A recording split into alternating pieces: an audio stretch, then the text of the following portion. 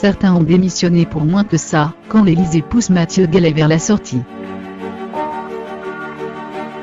Condamné à 1 an de prison avec sursis pour favoritisme, le patron de Radio France Mathieu Gallet subit la pression du gouvernement, et désormais de l'Élysée pour qu'il quitte ses fonctions. Condamné lundi 15 janvier à 1 an de prison avec sursis, et 20 000 € d'amende pour favoritisme, lorsqu'il était président de l'Institut National des Archives, Mathieu Gallet pourrait connaître ce mercredi l'avis du Conseil supérieur de l'audiovisuel sur son maintien, ou non à la tête de Radio France. Il a répété cette semaine, par l'intermédiaire de son avocat, qu'il n'avait pas l'intention de démissionner, ce haut fonctionnaire de 41 ans subit toutefois les pressions du gouvernement.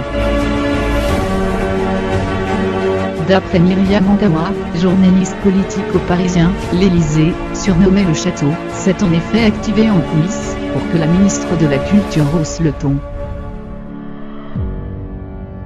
Rappelant que les dirigeants d'entreprises publiques ont un devoir d'exemplarité, Françoise Nissan a ainsi estimé mardi dans les colonnes du Monde qu'un dirigeant d'entreprise publique condamné pour favoritisme, ce n'est pas une situation acceptable.